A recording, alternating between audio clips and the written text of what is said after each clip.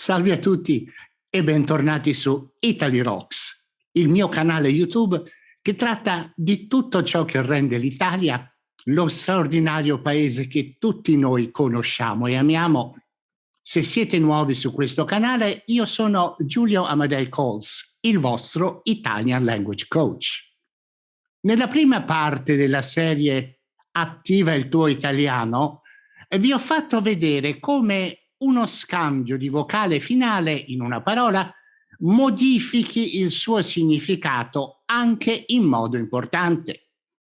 Oggi vedremo se e come cambia il significato di una parola quando la vocale che scambieremo è all'interno. Anche in questo caso, pensate a questo metodo come ad un piacevole passatempo in cui voi stessi potrete costruire nuove parole italiane partendo da un singolo vocabolo e modificandolo leggermente. E tutto questo imparando, divertendovi.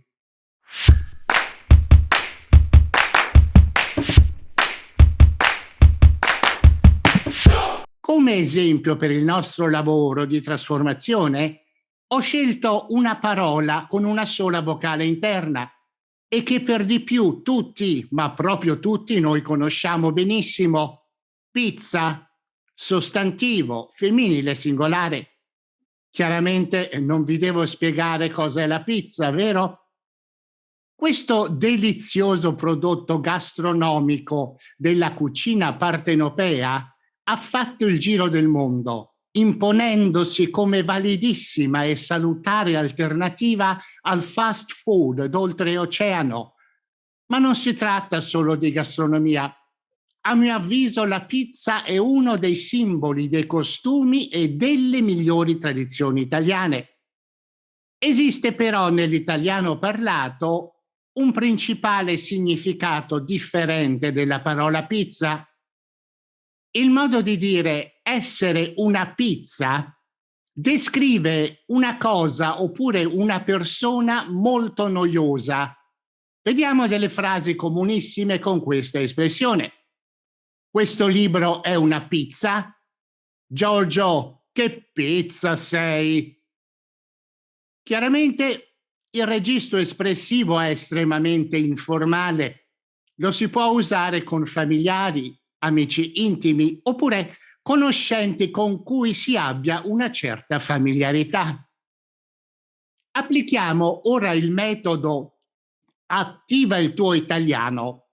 Ve lo ricordo in due parole. A una scambiamo la I di pizza con le 4 rimanenti vocali dell'alfabeto italiano. Sì, avete sentito bene. Questa volta tutte e 4 le rimanenti vocali della lingua italiana devono essere usate, perché la posizione della vocale di partenza è interna alla parola. Quindi la vocale I si scambia con la vocale E, la vocale A, la vocale O e la vocale U. Una volta create le 4 parole nuove, verificatene l'esistenza sul dizionario, individuando se e come il significato originale è cambiato. Ricordatevi che se non trovate la nuova parola sul dizionario, non significa che non esista, perché potreste avere creato o delle forme verbali oppure dei cambi di genere e numero della parola stessa, che di solito non sono riportati dal dizionario. Prima trasformazione. Vocale E. Pezza. Sostantivo femminile singolare.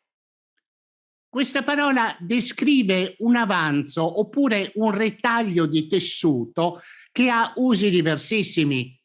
Una bambola di pezza, una pezza sterile.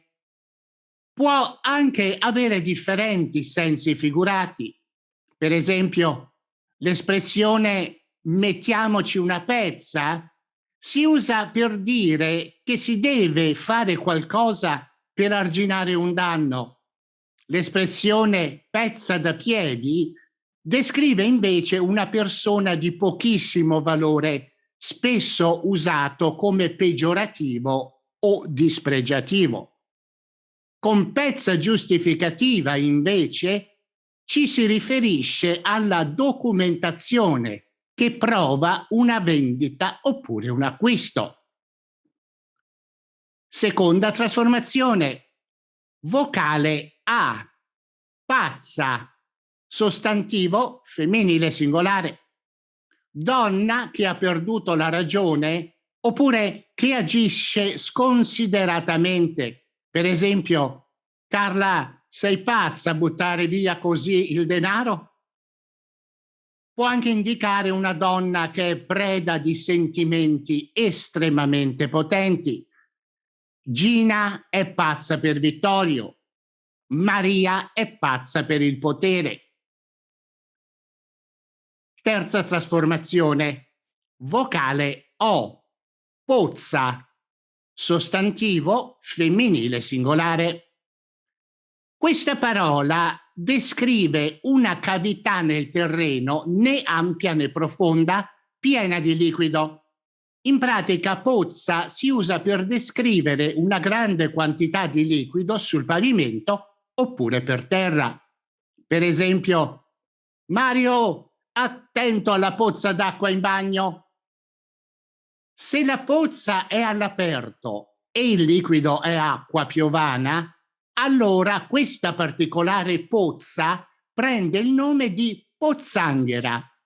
Per esempio, dopo una forte pioggia potreste sentir dire: la pioggia ha formato pozzanghere in strada. Quarta trasformazione, vocale U, puzza, sostantivo femminile singolare.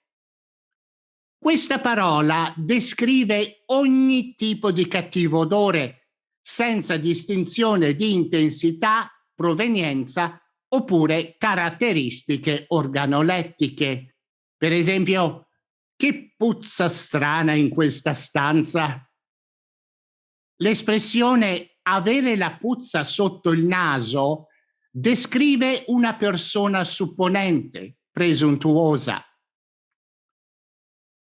Come vi ho fatto vedere, ogni scambio di vocale ha generato una nuova parola con un significato completamente diverso da quello originale. Chiaramente, questo non accade con ogni parola iniziale che potreste scegliere. Purtuttavia, vi invito a provare il metodo con altre parole di vostra scelta. I risultati non solo vi dimostreranno quanto in italiano le vocali, ovunque esse siano, sono importanti, ma vi aiuterà a sviluppare una sensibilità per la lingua italiana. Un utile esercizio per voi potrebbe essere quello di prendere la parola pizza con le 4 parole che abbiamo creato e scambiare la A finale con le altre vocali. Questa volta ne dovrete usare soltanto 3, perché la A è a fine parola. Vedrete che alla fine di questo lavoro di trasformazione avrete formato ben 3 nuove parole. Mentre analizzate i risultati, non dimenticate di considerare le forme plurali delle parole di partenza, che chiaramente posseggono lo stesso significato originale. Come aiuto ulteriore, sul vostro schermo, eccovi il risultato. Buon lavoro! Bene, è tutto per questo video. Se il video vi è piaciuto, allora pollicione su e cliccate subscribe e la campanella per le notifiche di nuovi video. E ricordatevi sempre, it's my job to make your Italian sound terrific. Ciao, a presto!